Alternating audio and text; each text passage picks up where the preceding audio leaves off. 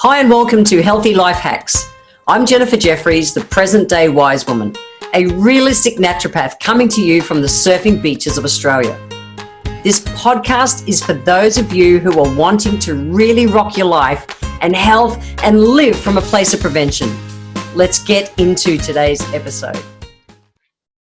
A mystical state of bliss that requires you to open your mind, body and soul channels. Ooh, that is Soulphoria. And I'm excited that I am here today with the author of the new book, Soulphoria, Alessandra Sagredo. And I apologize if I pronounce that wrong. I'm a little Australian and we say things differently.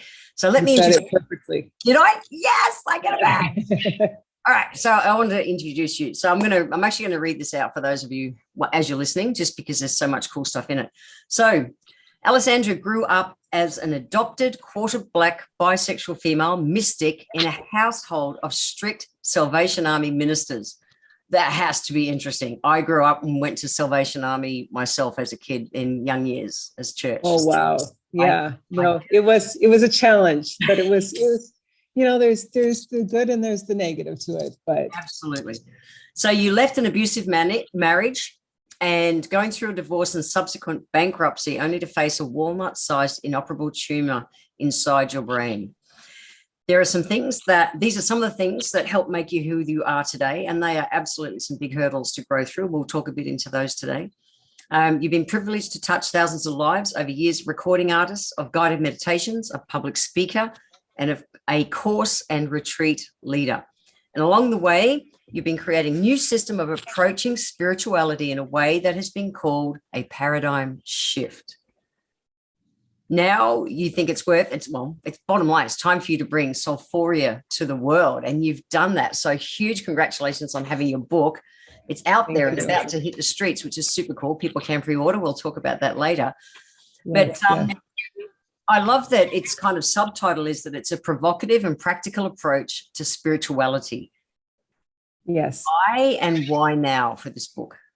So the provocative aspect is because I really try to challenge certain beliefs that people have adopted through their life, whether that's religious upbringing, whether it is just the way they're looking at the world. So the provocative is that challenging of your mind and your subconscious to remove the masks that you've been carrying and adopting. And then from there, the practical approach is really about the fact that every aspect of the book has practices involved with it so that you're actually learning tangible exercises to apply in life. And that was one of my core focuses, is that I feel that people right now are really in a stage of growth and they're looking for something. They're looking for something to give them a sense of resilience and a sense of the ability to be able to face challenges as they're coming at them, because I think we're lacking right now with that. So. Agree. And I'm a real practical person. It's all wonderful to learn stuff, but if you don't know how to apply those learnings to day-to-day life, it's pretty useless. So I love that I love workbook kind of things. I love things that you can actually do the work on the way through. So that's awesome. Yes. Super cool. So I love some of the, and we'll get you to talk. I jump all over the place. That's okay. I have to go straight there first. I'm going straight to just go with your instinct. Just go with it. Give it to me. Tell me about soulgasms. Soulgasms. Okay, so soulgasms. Yeah. So soulgasm was actually what the book was going to be called. Mm. So it was going to be called Soulgasms, and Soulgasms is the state of Soulphoria. That is what Soulphoria actually is, Soulgasm. So the idea is that you are uniting all your different energies and you are having an experience similar to an orgasm, but you're actually experiencing it through your soul. Mm. So it's like experiencing the world around you and everything in a different sense of colors and texture, and everything is heightened. I love it. So that's one of the chapters, so to speak, or elements, parts of the book. Tell me about some of the others and how is it a running sequence that it's one of those books that you read, cover to cover, or can you just jump straight to Soulgasm, for instance? Tell me. So Soulgasm is actually the old name of the book. It's not actually a part of the book anymore. Oh, it's not anymore. Okay, all right. No, okay. So I got all excited for a minute. That's okay. The whole It's thing's a sarcasm. I'm good with that. All good. yeah, it's because it was trademarked, so I Got it. had to choose a different name. Which Soulphoria is actually beautiful, I think, for it. Totally. So I'm really into the name. you can choose any part of the book and dive in, because every section of the book has a teaching, a series of teachings within it, and then at the end of it, it has practices. My hope is that people will actually follow it through, because I have written the book in such a way that, you know, when I start teaching people about this, this is the process that I would guide them through. So we would start with, I'll just walk you through it quickly. The first part is the flirtation of the cosmos. So this is where we're starting to tap into our intuitive side, kind of really get grounded and start listening and connecting with our ancestry and our ancestors and the different aspects of ourselves. So that's the flirtation of the cosmos. It's recognizing the fact they've been flirting with you all your life. So from the flirtation of the cosmos, we go to embodying the soul. So that is about your relationship with your physical form and your body.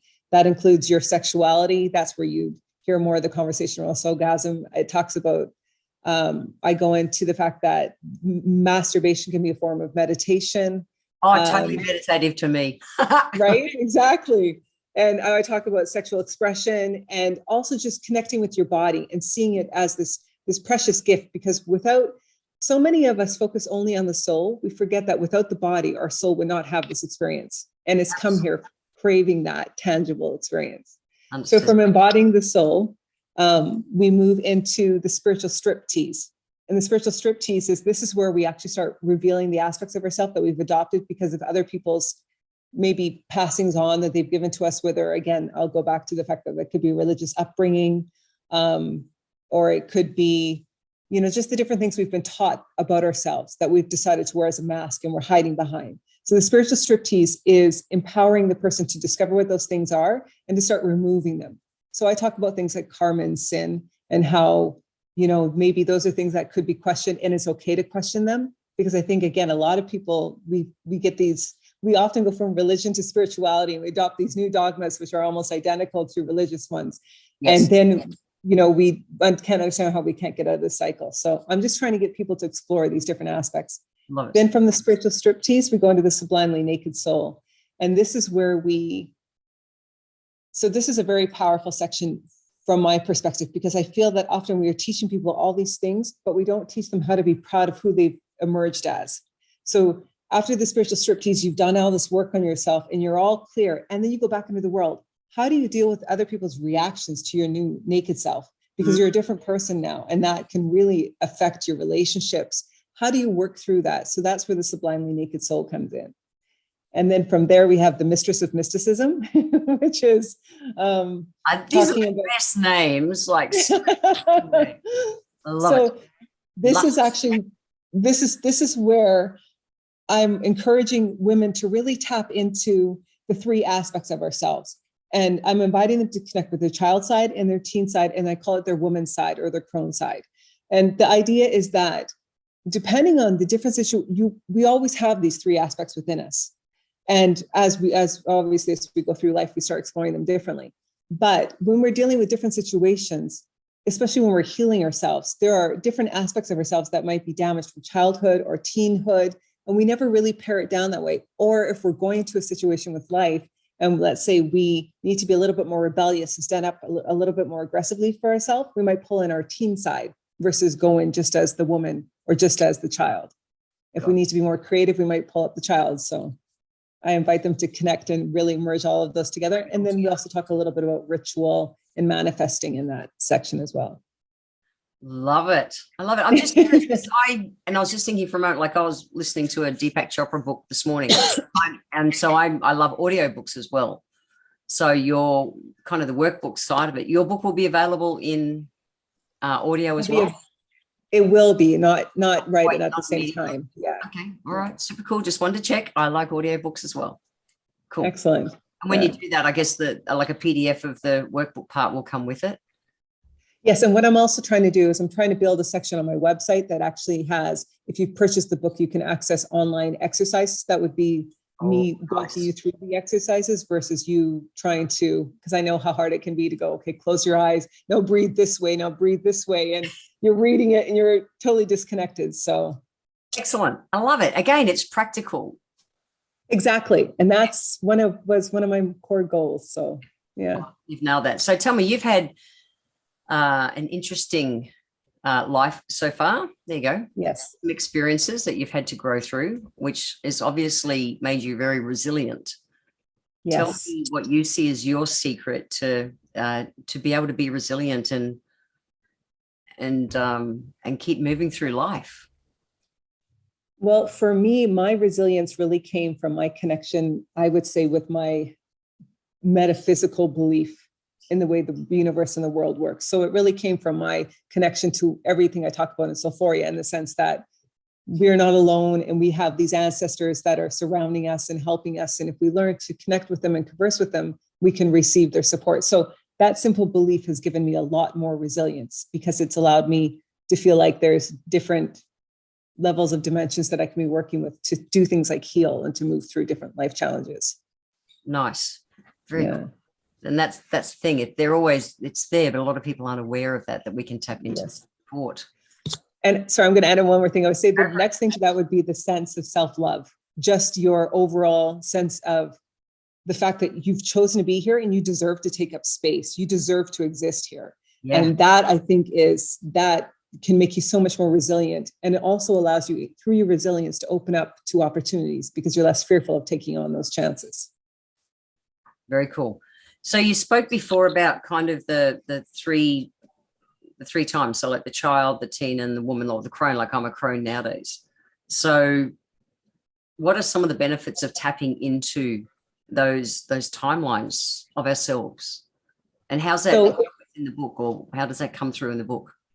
So in the book, you will, the book also has sections called Mystic Moments, which are kind of my versions of my own journeying. When I do a journey or I do a channeled or a trance state, I'll sometimes write down the experiences I have. So those are in there. And I think there is one in there for the child, teen, woman side. You'll also experience different exercises as well as client stories that I've worked with different people around working with those different sides. So I'll take a step back and I'll explain to you what the benefits would be for you. Please do. Yeah. So the first would be, let's say you're an adult female, and let's say you're going into a business meeting and you have to be really creative for that business meeting. You've got to think outside of the box. So that's when you could pull in your child side, because your child side is going to be more exuberant, more free-spirited. Often they'll be more in that way, more free-spirited. Yep. And more the teen creative thinking too. Creative, yes. Yeah. The teen is more rebellious. So if let's say you're going to go in and you're going to ask your boss for a raise, and you need to pull up that kind of cockier teenager side, then you're going to pull up that teenager.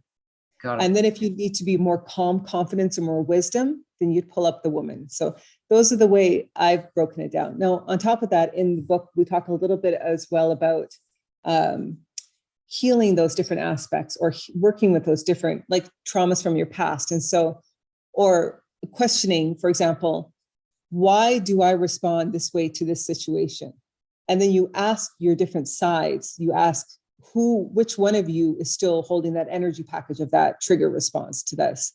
And you allow that side to step forward. And then from there, what you do is you actually connect with them and you ask them, okay, show me why you're still holding on to this. So there's different layers of, as well as healing, that I've tried to go into. I've tried to fit a lot into a little book. Yeah. But I'm a bottom line thinker. So I love that you've put so much in, but then you've given the practical part to be able to do something with it and explore. Yes.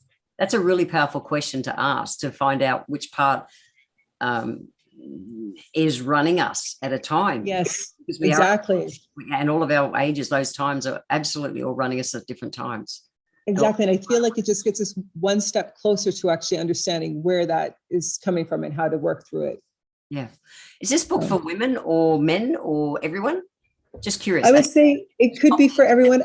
I've had some good reviews from some males, but I would say it's like, I've written it mostly for women. So I refer to the feminine and the female side more often than I would. Even though guys, and guys still have feminine energy as well. They have exactly. And I mean, it's really for everybody. So if everybody cool. I would think that'd be fantastic. Very cool. So touching base with you before we came onto this interview, we were talking about how we can kind of handle life after chaos. And even the last 2 years, which was such an unknown, and it's still such an unknown for so many people. What are some ways that you've been able to find to to deal with life after and or going through times of chaos? I would say surrounding yourself with people who love you and who believe in you. Just being able to actually be out around people and be social. Don't hide yourself away, because you have to try to maintain a little bit of the normal. Other than that, for me, a lot of my practices include things like yoga. I do a lot of body movement work just because it's important to get yourself grounded into feeling what you're feeling in that moment. So even just starting your day off with some sort of movement can help. Absolutely. Very cool. You touched on, even when we first started talking, you said to me, just trust your intuition. And I very much live on that trust that whatever comes through is right. And I had that kind of download when I was about 40. I went, wow, whatever happens is right happening. And I've trusted that since. But how do you help people tap into intuitive tools for everyday life, for them to start developing that stuff? Because it's people like you and I have evolved through into that way of, yes. A lot of people haven't, who maybe will pick up this book. Yeah, it's true. So I don't actually go into the intuitive tools too much in this book. Okay. I talk about intuition and starting to connect with the elements. So I find that sometimes people can connect, because intuition happens as we open ourselves. It's not always by seeking for it. Sometimes it's just by opening yourself to more messages. So by going out and touching some trees, and if you live by the water, go and stick your hand in the fresh water and just experiencing nature, listening to the wind. The next time there's a windstorm, stand outside and just listen to it, because that allows you to open up and that will trigger the intuition. So I think there's a lot of different ways that people can discover it. If they want to use actual tools, there's a lot of basic tools they could use as well. There's tools like oracle cards, which are a great starting point for people just starting out. Yeah. I'm the connect with nature. I usually surf for sunrise every morning, and I get the coolest, like, I'm so present the moment that the sun kisses the horizon, and it's better than any meditation for me. And it's just like you're so present, but there's amazing downloads at the same time. And I think you've hit on something really important, is that meditation is not always sitting in a lotus position, right? That's the thing. And this is something else I talk about in the book. I have a section called Embracing Meditation. Yeah. And it's all about the fact that you've got to form your own practice to discover, because sometimes it could be movement. Sometimes I'll just turn on movement and I'll literally just spin around the house and trance out that way. So yeah, I've one of my spiritual teachers said to me years ago that meditating just meant to do one thing at once, to be so present and just be in it. So yeah, when my mother knits, it's like the world disappears. Yes. And just in it. And for her, that's a meditation. Me, I'm really into chanting and stuff more than sitting on the top of a mountaintop in the full lotus position chanting Om. That doesn't work for me, but being present in whatever I'm doing is, yeah. Yeah, that's beautiful. I needed to be still, but still there's a flow in, yeah, like the Buddhists are big on the walking meditations and stuff like that. Again, yes. You're so present in what you're doing. Yeah, exactly. You're aligned. Your whole, that's the state of Soulphoria, is when you have that full alignment, and then you have that bursting of energy. That's what it is. So that's cool. Exactly what it is. Yeah. Yeah, you're so aligned. I'm just wondering whether when we surf, you're so connected to nature, like in that moment with the wave, and it's like you and the wave become one, and it's better than any orgasm on the planet. It's like just this whole soulgasm, I guess, but you're so in with nature and so present with it. You have to be, otherwise you go ass up. And it's like, it's crazy, like a form of meditation, I have found anyway. And you talk to other surfers, we talk about the stoke, but it's that moment that you're so with nature. It's mind-blowing. You're totally one with it. Totally. So how that's incredible. You had that conservative kind of upbringing. Mm-hmm. Where did the mystic come in? At what kind of age? I was very young. I would say I was probably about 7 or 8 years old, and my parents were so conservative. There was no alcohol allowed in the house. You weren't really allowed to dance. Like, you weren't allowed to go to dances, things like that. It's like the footloose mentality. Yeah, my parents had a dry wedding. They had tea at their wedding. Yes, exactly. So, but as a child, I don't know if it's because of my genes, because I was adopted and I have I've always been very different than my adoptive family. My adoptive family was a beautiful family. So I don't want to be that I'm saying anything negative about them, but they've just had their very strict and conservative ways.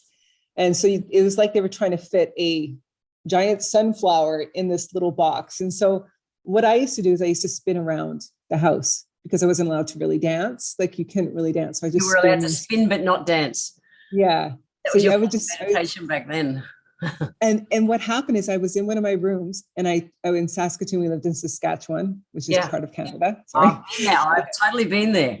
Oh, okay. I love that. That's crazy. But I've been there in winter. Holy shit. Wow. Oh yeah. Place. I've been there in a January. Yeah. So I was spinning, and suddenly it was like the whole room shifted, and there were these, this is going to sound the same, but there were these beings there, and they were like half bird, half man. Beings. And it just changed me. It in that moment, it was the first moment that I realized my parents believed there was a God in the sky. And I'm going to go off on a little bit of a thing here. Go for it. I'm good. Okay. So they believe there's a God in the sky, and they're wrong. And that's okay. That's okay that they're wrong, because you know what exists doesn't care. It doesn't give a fuck. Sorry. It doesn't care. In their reality, that's the reality, and that's okay. Yeah, and that's exactly it. And that was I was very young, and that kind of changed my whole outlook on life. And then from there, I went through a lot of different shifts, and I ended up meeting someone who became a very good platonic friend of mine, who actually helped me to learn to do like past life regression and meditation and all of those different components. And I had a lot of metaphysical, spiritually opening experiences with that. So very cool. Yeah. So what's next? You know, you're a young woman, you know, coming through this journey. What's next? You're not my crone kind of age or anything like that yet. Where are you? What are you up to?